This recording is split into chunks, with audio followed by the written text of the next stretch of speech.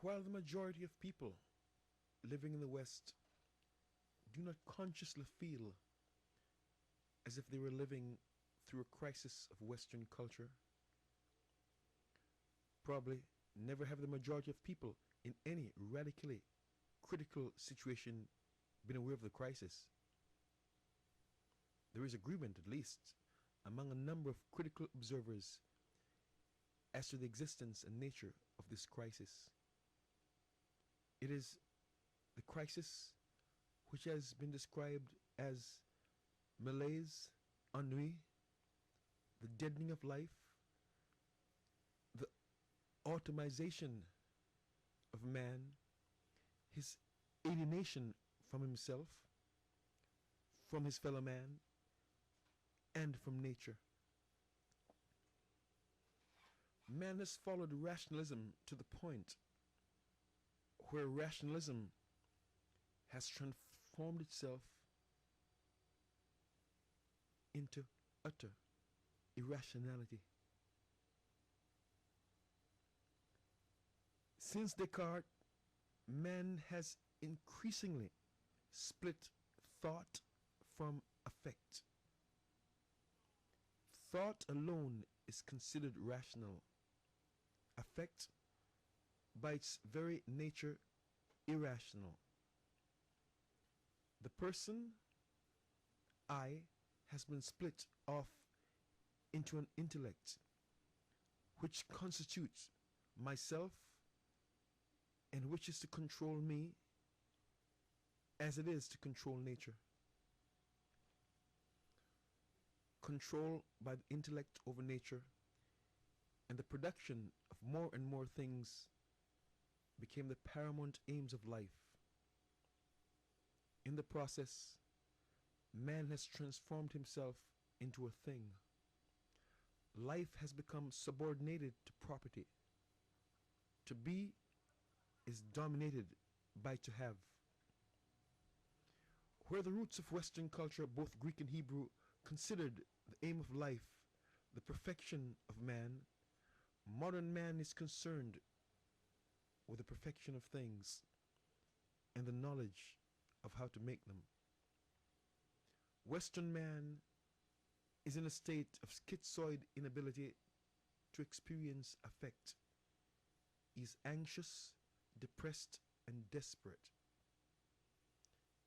He still pays lip service to the aims of happiness, individualism, initiative, but actually, he has no aim. Ask him what he's living for. What is the aim of all his strivings? And he will be embarrassed. Some may say they live for the family, others to have fun, still others to make money, but in reality, nobody knows what he's living for. He has no goal except the wish to escape insecurity and aloneness. It is true, church membership today is higher than ever before. Books on religion become bestsellers, and more people speak of God than ever before. Yet this kind of religious profession only covers up a profoundly materialistic and irreligious attitude, and is to be understood as an ideological reaction caused by insecurity and conformism. As a truly religious attitude, it has no reality.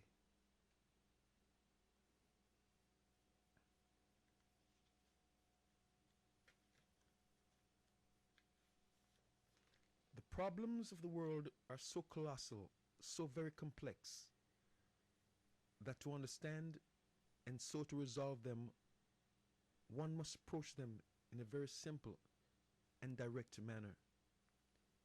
And simplicity, directness, do not depend on outward circumstances, nor on our particular prejudices and moods. The solution obviously lies in the creator of the problem, in the creator of the mischief, of the hates, and of the enormous misunderstanding that exists between human beings. The creator of this mischief, the creator of these problems, is the individual, you and I, not the world as we think of it. The world is your relationship with another. The world is not something separate from you and me. The world, society, is the relationship that we establish or seek to establish between each other. So you and I are the problem and not the world. Because the world is a projection of ourselves, and to understand the world, we must understand ourselves. The world is not separate from us. We are the world. And our problems are the world's problems. This cannot be repeated too often because we are so sluggish in our mentality that we think the world's problems are not our business, that they have to be resolved by the United Nations or by substituting new leaders for the old. To transform the world, we must begin with ourselves. And what is important in beginning with ourselves is the intention. The intention must be to understand ourselves and not leave it to others to transform themselves or to bring about a modified change through revolution, either of the left or of the right.